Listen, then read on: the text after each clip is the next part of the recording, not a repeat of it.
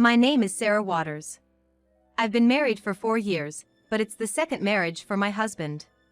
He has a high school-aged son named Mike, who is right in the middle of his rebellious phase. No matter how kind I am, he just won't accept me. Susan is living with her grandson Mike, but she's spoiling him terribly. Hey, Susan is incredibly indulgent with Mike. She buys him anything he wants. Isn't that fine? My husband, who grew up being pampered himself, seems to think this is normal and doesn't see anything wrong with it. As a result, I'm treated more like a household employee. But we're not exactly living in luxury, and it's quite a struggle. Susan, you left the lights on again. So? It would help if you could turn them off. It saves on the electricity bill. That's not a big deal, is it?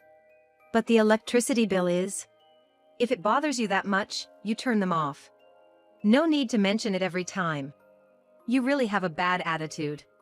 This isn't about my attitude. It's about hers. After all, my husband is just a regular office worker. Of course, I work too, but we need to save as much as we can for Mike's potential college expenses. Mike, you left the faucet running. Could you use a basin to wash your face? Man, you're annoying. It's not a big deal. You always sweat the small stuff. No matter what I say, these two don't care. I thought about asking my husband to talk to them, but he's not much better. He says sorry when I point things out, but he doesn't seem to have any intention of changing. And at dinner, what's this? Leftovers from yesterday? Mike gets in a bad mood if he doesn't see freshly made dishes every time. This was made today. I want all new dishes. And there should be 3. Otherwise, it just doesn't feel right. He's so picky about his meals, it's like dealing with a prince. Then my mother-in-law chimes in. That's right. Serving leftovers is just laziness on the part of a housewife. Cooking is a basic duty, after all. But it's wasteful not to eat leftovers. If you think it's wasteful, you eat them. Don't make Mike eat leftovers. And that goes for my son too. And what's with this dish? Is it made from vegetable scraps? I made it from vegetable peels. That's so stingy. It just screams poverty. You're not supposed to use vegetable peels. They're nutritious. It's another dish if you use them. Why do you have to be so poor? It's like you're saying my son's salary is low, so you have to do this. That's not true. But yes, we are trying to save money. Oh yeah, for cooking, make sure to buy and use the expensive bottled water. Ever since you came, the meals have been awful. I thought tap water should be just fine, especially since it's boiled. What is she even thinking? Oh, and about the tub. There's grime floating in it after you shower. Is it dirty? Yes. It's always like this. Even when I try to make a light lunch, she doesn't like it and ends up taking Mike to a restaurant. Because of this, Susan's allowance runs out fast, and she starts asking me for money. I thought I just gave you some. That was gone in no time. Plus, it was so little, I can't buy the things Mike wants. You might not care since he's not your kid, but to me, he's my dear grandson. I want to buy him everything he desires, since you won't. Such sarcasm. One day, the topic of building a house came up.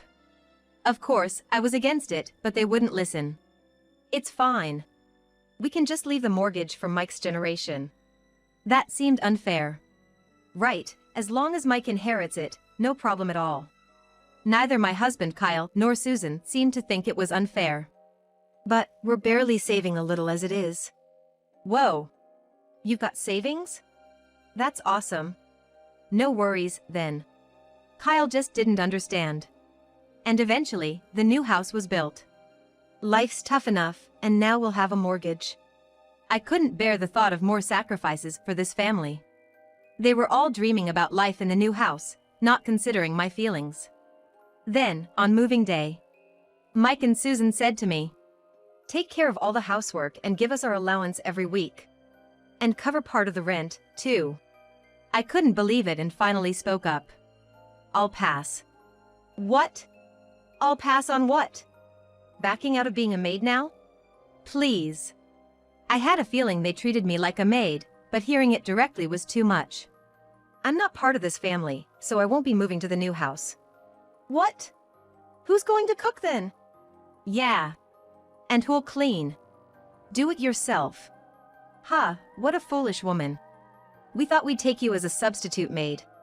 Really? What a waste for the new house. Well, do this last thing for us.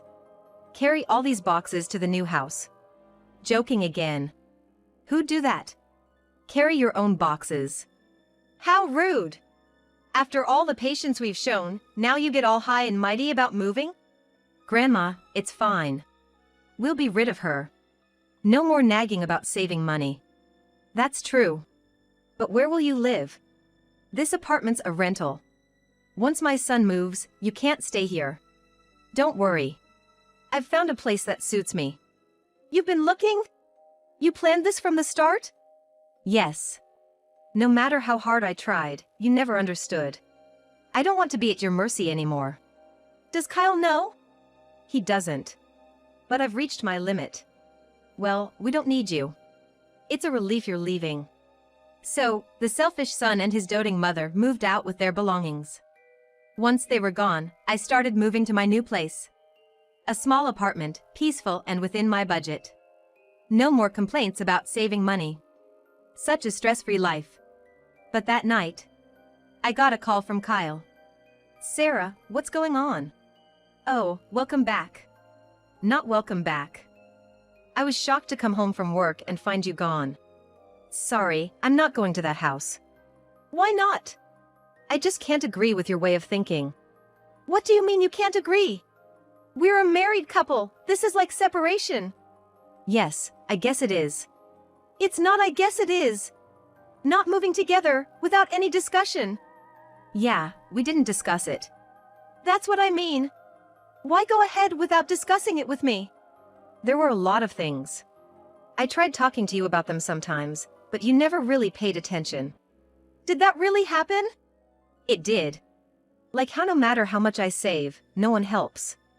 That's not really something to discuss. And it's too trivial. Trivial? Isn't it important for our household budget? Why? We're able to save, aren't we? It's not a problem. It was necessary for saving. And you call it trivial? Ah. Sorry. It's not trivial to you. Huh? Because even with all the saving, it doesn't make that much difference. Typical woman, right? It's not about being a woman or a man, is it? Maybe. But I think saving is pointless. That's it. You never care about the efforts I make for everyone's sake. When I serve leftovers, I get complaints, and I'm fed up with Susan and Mike too. Hey, I can't just let that go. But it's true. They're always asking for more allowance, call me stingy if I don't give, and then treat me like a maid. It can't be helped. You're a wife to me, but you can't be a mother to Mike. It's natural for mother-in-laws and daughters-in-law to have issues.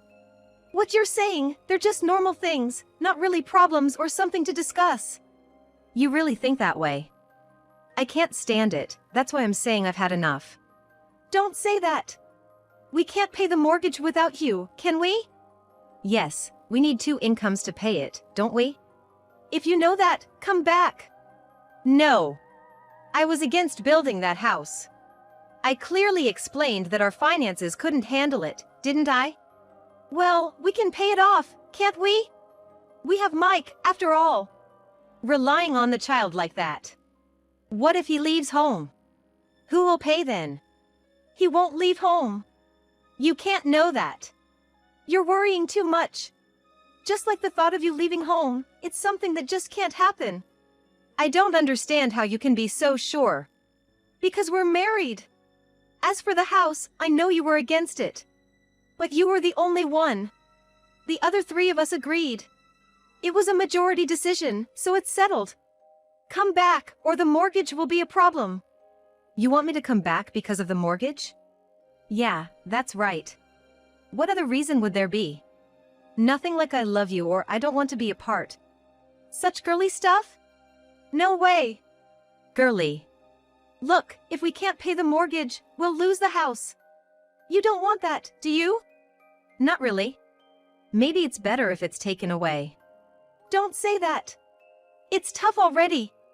You know how much trouble it would be if you're gone. Yes, I'm well aware. Especially since your company went bankrupt. That's right.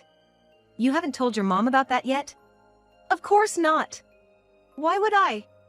It would just worry her unnecessarily. While you're telling me to come back to help pay, you won't ask Susan for help? She's elderly, I can't ask her for that. And about the unpaid salary, any chance of getting it? No, that's unlikely. Eh? The boss skipped town. What? We all confronted him about the salary, but it seems hopeless now. When I went to the office today, he was gone, and the suppliers were panicking. Are you joking? You're almost $20,000 behind in salary, right? Can't help it. I'd make a fuss if it would help, but looks like I need to find another job. That's why I said you should have quit, instead of building a house. But I only heard the company was in trouble after construction started. Stopping midway would have disappointed Susan and Mike too. I'm the one who's disappointed. I know, that's why I went ahead with it. Not that kind of disappointed. I'm disappointed in your shallow thinking. So, let's work together as a couple. It feels more like I'm the only one working hard. That's not true. I don't have a job now, but I will find one. That's what people with job offers say. It's not settled for you. Don't be like that. And I'm tired of being treated like a maid. A housewife is kinda like a maid, isn't she? What? Susan was like that too, always busy in the kitchen. That's not the point. Maybe, but that's how I see it. Once Mike gets married, there will be 2 maids. Just hang in there until then. How could he say such a thing? A wife being treated like a maid as if it's normal. Kyle says let's work together, but it sounds more like you do all the work. Hey. Just because I'm working, it's taken for granted that I should give an allowance. I can't agree with that. That's petty. The one who works gives money to the one who doesn't. It's normal, right? The money I earn is for the future and living expenses of the family, not for handouts. You're worrying too much. Enough. I can't do this anymore. I don't see what's so unbearable. Maybe you don't understand. But I do. I've decided it's the right time. I'll mail the divorce papers later, and you can file them at the office. Complaining about no income since the company went bankrupt, that's heartless. If you had told the family everything when it went bankrupt, it wouldn't be a big deal if I left. How could I say that? Besides, I didn't, so it's okay. It's not okay, that's why I'm saying it. You'll have no place to live if you cancel the lease on that apartment, right? No, I've already secured another place to live. I want to live in a place suited for me. It's better to live comfortably within my means than to struggle with high expenses. That's too soon. Plan your spending, like the TV commercials say. I'm just being strategic. Too strategic. Kyle kept saying let's get back again and come back, but it was impossible, so I hung up. 3 months passed without a word from him. I thought maybe he had given up and was trying hard. But it turned out he wasn't. He had finally found a job, but it was just part-time, and he was struggling, now asking me for help. It's been a while, Sarah. Are you doing okay? Oh, Kyle. What about you? Are you okay? Yeah, sort of. You don't sound so sure. Well. Did you find a job? Yeah, kind of. You're really beating around the bush, aren't you?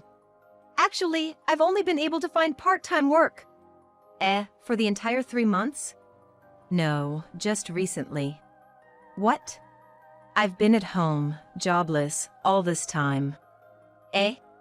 So, you mean you haven't been working? Right. And Susan and Mike still don't know? No. I told them a week ago. What about until then? I said I was working from home. They believe that? Both of them? Yeah, when I said I switched to remote work, they just said it was something new. New? Yeah, remote work is becoming more common. Sure, but still, how much did they believe? I'm trustworthy, you know. Trustworthy. I don't think that's the point. How did you pay the mortgage for 3 months? From savings. So, you mean your savings are gone now? Yeah. You're taking this quite lightly. What can I do? Worrying won't help, and I don't want to go bald. Is that your concern? That's why I'm contacting you. I would have preferred to discuss this in person, but I don't know where you are. If you tell me your address, I can come over. No, don't come. That's harsh. We're still married, aren't we? Wait, we're not married, are we? We are. Why? I sent you the divorce papers. They must have arrived. Yeah, they arrived. But I didn't want to file them. So, we're sort of separated, but still married. It's not sort of. I told you I want a divorce. I don't want that. Without you, who will help me in tough times? Is that why you contacted me now? You figured it out. Good I didn't file for divorce, huh? Since we're married, you'll help me, right? What a person he is. Always trying to take advantage of me? Can you file the divorce papers quickly? I thought we were already strangers. It's a hassle to remarry. Let's just stay as we are. I'm not planning to remarry. Don't say that. I'm really in trouble here. All I can do is sigh. Is he shameless or just hopelessly optimistic? So, when you told Susan and Mike you're working part-time, did they say they'd help? They were angry I didn't tell them sooner. That's understandable. So, did they agree to help? They said it's a tough situation. So, did they say they'd help? Yes or no? No. I thought as much. I never thought those two would come together to make an effort. But at least Kyle is Susan's son. I had a little hope they wouldn't say he had to handle everything alone, but it seems my expectations were completely shattered. So basically, only you need to work hard? Well, can't help it. I'm the head of the family. If I don't work, no one else will. Susan is 70 years old, and their son, Mike, is still in high school. But that doesn't mean they can't do anything. Are you saving money? You're not still living luxuriously, are you? We're not living in luxury. Insisting on having 3 dishes for a meal? That's only natural. You don't feel like you've eaten without at least 3 dishes, right? Not eating leftovers. That's natural too. Leftovers are just waste. What about lunch? Eating out? Yeah, we do. Are you kidding? With no money, why would you allow that? Can't help it. Mom says she prefers it that way. That's just wanting to live luxuriously. Mom worked hard when I was a kid. I want to make life easier for her now. But you don't have the means for that. That's why I'm asking you for help. Come on, Sarah, help me out, please. No matter how much you ask, I've decided to divorce.